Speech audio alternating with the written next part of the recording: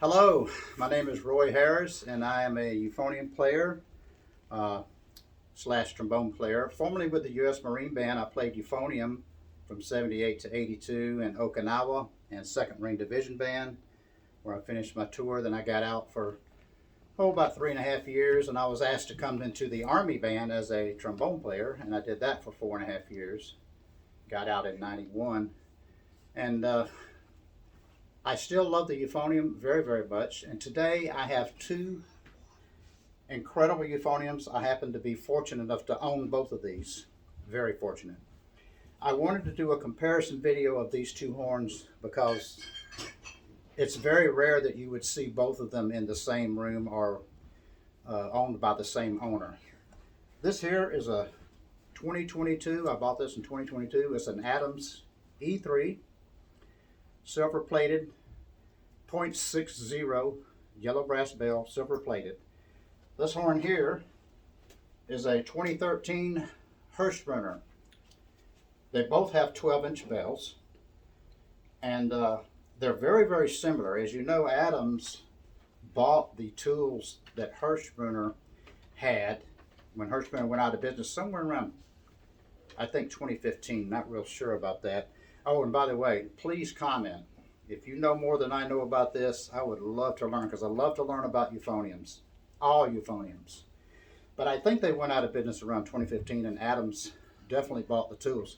And it's really, really something to compare these two horns, because the E3 is not like the E1 and the E2, structurally speaking. We'll get into that in a minute. The E3 is more structurally like the Hirsbrunner. And let's just start with one very, very similar structural thing here. If I can get it to the camera here, turn it this way. If you've noticed these tubes coming out of the third valve and down here, they don't have that 90-degree turn like Besson, Wilson, XO. You know, a lot of euphoniums have that 90-degree turn. It's more of a long sweeping thing right here. Now, that was the Adams. Now you pick up the Hirsbrunner, and you have the same thing on that tube, although the Hirsbrunner is actually perfectly straight. The Adams has a very slight sweep to it. So that's one of the similarities. Another similarity is the bottom bow. The bottom bow on the E1 and the E2, the Besson, the Wilson, the XO, blah, blah, blah, blah, blah, blah. The solder joint is way down here. Or the connector, I guess you could call it. It's way down here. But on the Hirsbrunner, it's way up here. You can see the connector. And up here, it's a long bottom bow. Same thing with the Adams E1 and E2. Now the E3, same as the Hirsbrunner. Connection way up high. Connection way up high. Very long bottom bow. So those are two of the major similarities between these two horns. Now, being the owner of these two horns, I've had the opportunity to play around with them a lot. The interchangeable things are the main tuning slides. You can swap the tuning slides on both of these horns. They do play a little different, but they work just fine. You can swap the first valve slides. You can swap them back and forth. And the horn plays a little different, but it plays fine.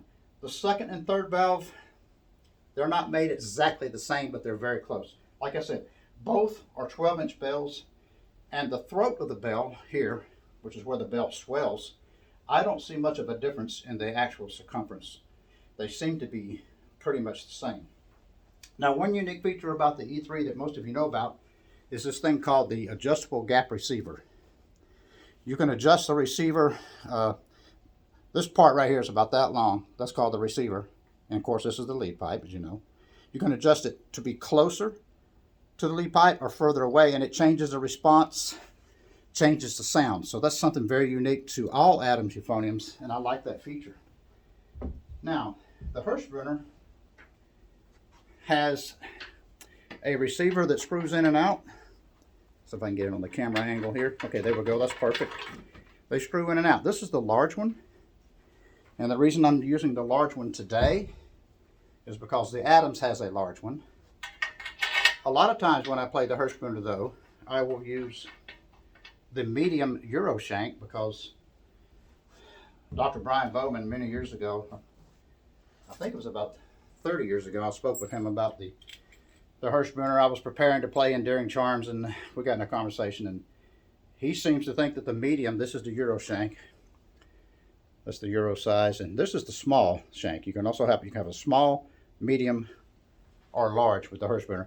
But anyway, Dr. Bowman seems to think that the Hirsbrunner works better with the Euro shank. I'm not going to use it today because when I do the playing comparison, I want both horns to have the same backbore, same shank. So yeah, with the Euro shank, it is more of a focused sound. The large backbore, large shank mouthpieces have more of a wide spread sound. It's nice and dark and rich, but you know, I'm not in the camp of big, dark, fat sound. I'm more of a resonant, focused type sound that I get with the Euro shank and the Hirsbrunner. But both horns play it exceptionally well. Today I'm going to be just doing a couple of pieces. The Adams will always go first because A comes before H. Adams, Hirsbrunner. Okay. Anyway, before we do that, I'm going to tell you what kind of mouthpiece I'm playing because I know all you players out there are probably curious. Well, what mouthpiece is he using? Okay, this is a Doug Elliott. The rim is a 103, which is basically like a Bach 4G or an Ultra 4 Ultra, Stephen Mead, Dennis Wick, London type deal. The cup is an I cup, which is similar to a 52 E2, very similar to the Shoki E cup. And like I said, today I'm using the large shank, which I do have the medium Euro shank if I want to use that on the Hirsbrunner. So anyway, let me just play a little bit. We'll start off with the Adams here and see what we come up with. Now I'm not in the greatest of shape, so don't be too cruel in your comment section on that part. Get back here behind the piano.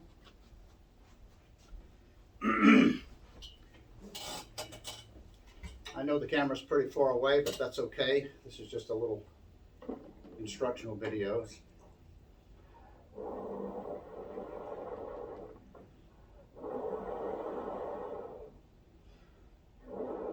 Let's see, what's the first piece I'm going to play here? Kind of warm up on. I didn't warm up very much today. It's a piece called I Walked Today Where Jesus Walked.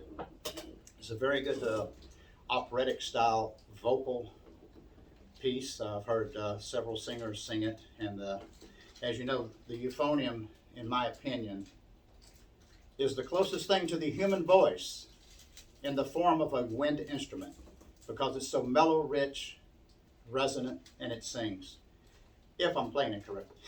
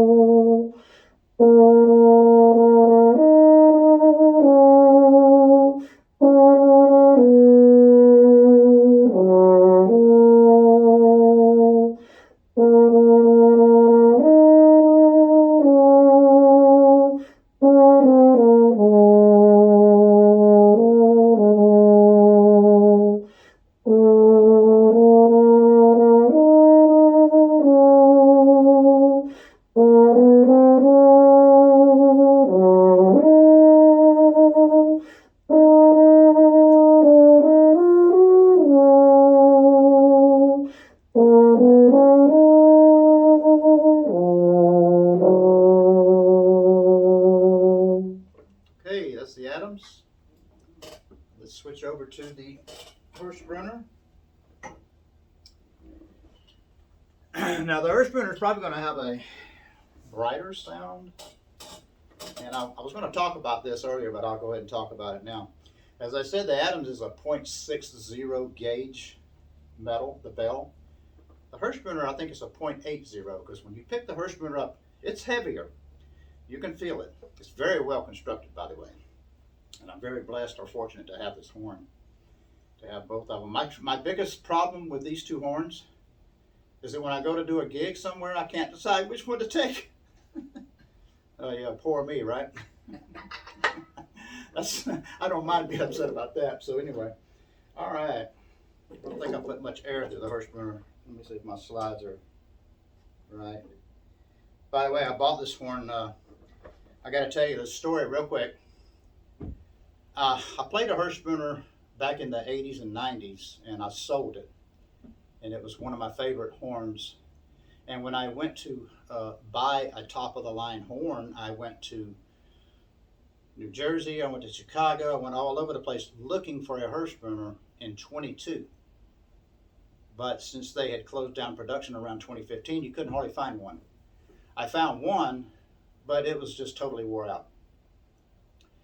So I had seen a lot of videos, mainly from Mr. Dave Worden and other people, about Adams and how good they were. As a matter of fact, Mark Jenkins from the President's Own said the Adams is one of the top of the line horns.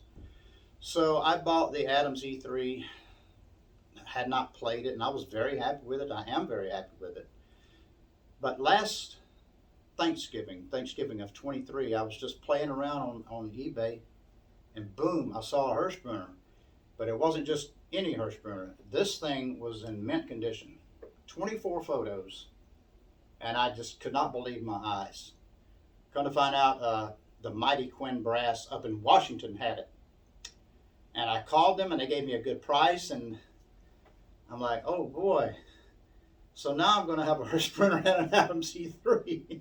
So that's how I ended up with both of these horns. And I like them both, but I want your comments. I want your comments. So let me shut up and play the same piece on the Hirsbrunner.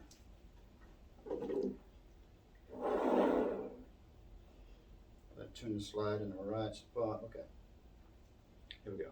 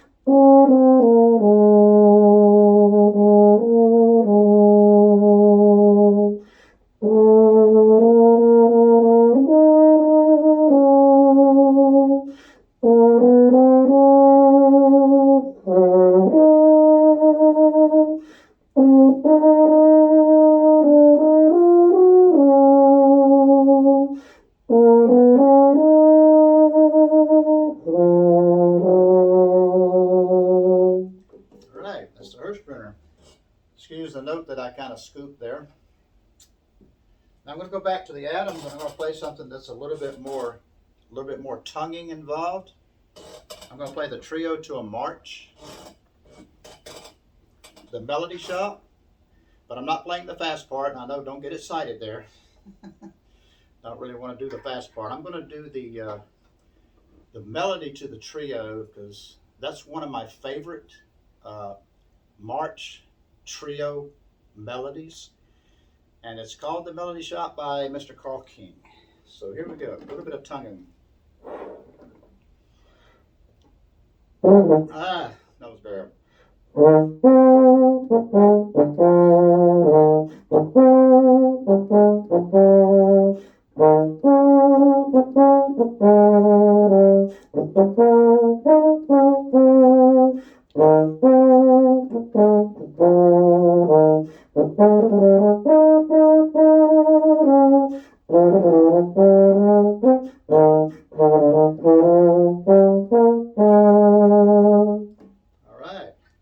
Hirsbrunner is the same thing.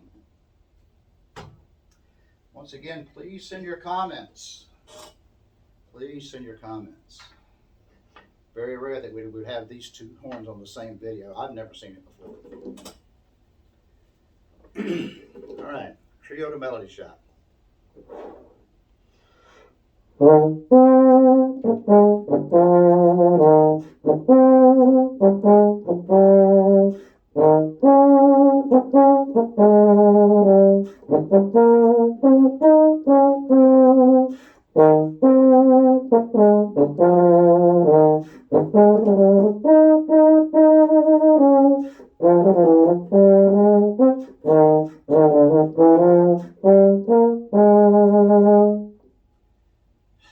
What difference can you hear?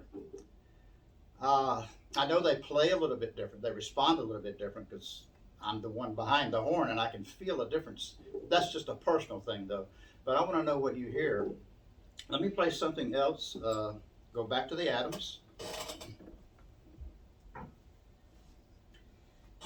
O mio bambino caro, oh dear papa, Italian aria.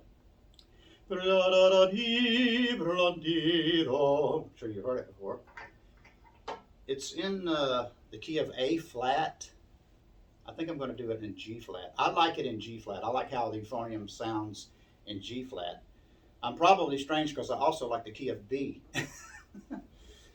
Most people don't play in the key of B, but I do. I like it. But anyway, let me try the O mio bambino caro. Adams first.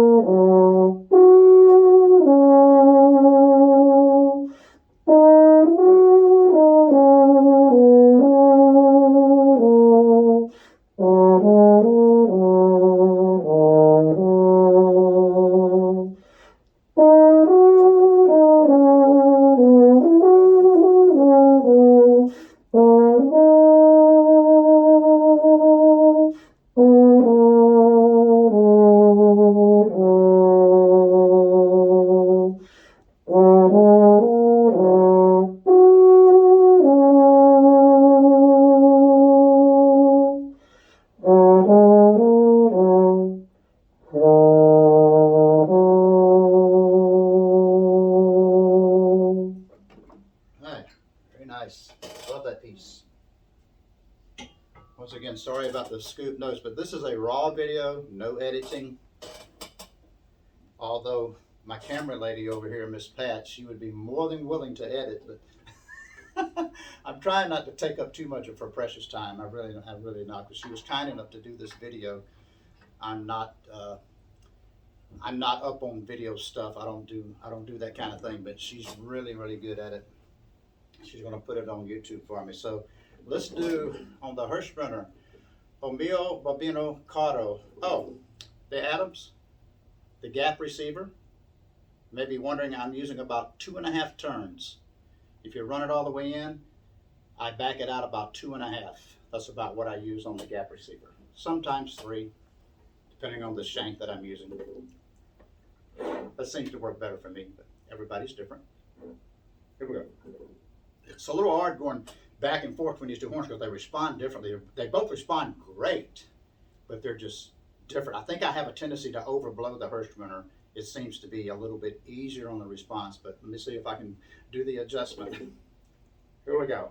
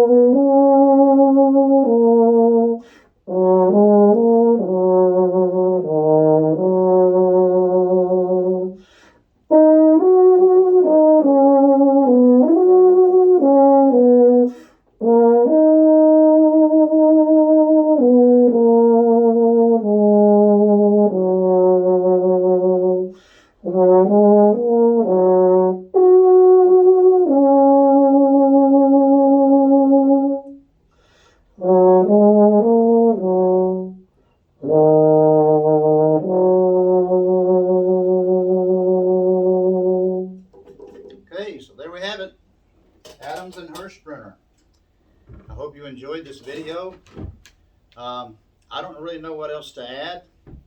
I'm thinking about playing something else, so just hang on a second. I don't know. Yeah, let me do a little bit more tonguing. A little bit more tonguing. See what I can see what I can muster up here. Do a little bit of chromatic tonguing. Maybe some lick flexibility. Maybe a couple of Remington. Yeah. Let's do some tonguing. Maybe some range. All right, Adams first.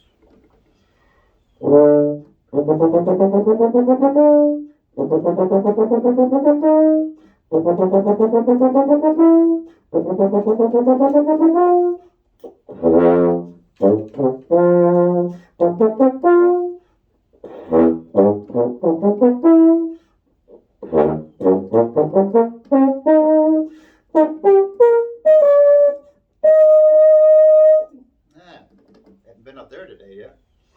All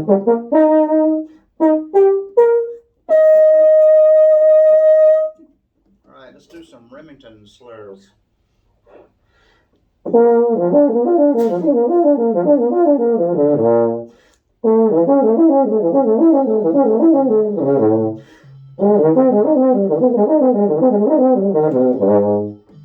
let's go to the Hirsbrunner and do a little bit of that, and then we'll shut the video down. These horns do have a very, very, very good upper register. I just wasn't actually warmed up for it today. I did make it up there.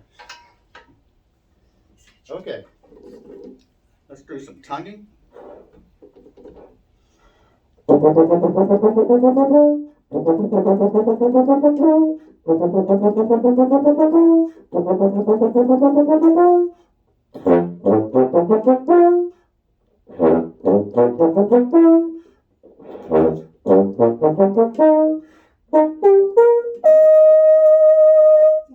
an E flat. The Hirsbrunner is slightly more open up there, or at least it slots a little bit better, but only a very slight difference. Very slight. They're both excellent horns. Okay, some Remington, and this will be it.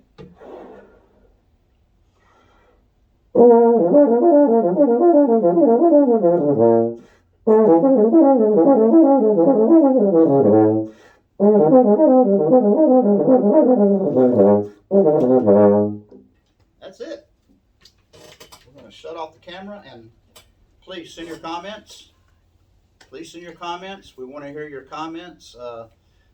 Be nice, but if you have to be mean, be nice at being mean. Okay?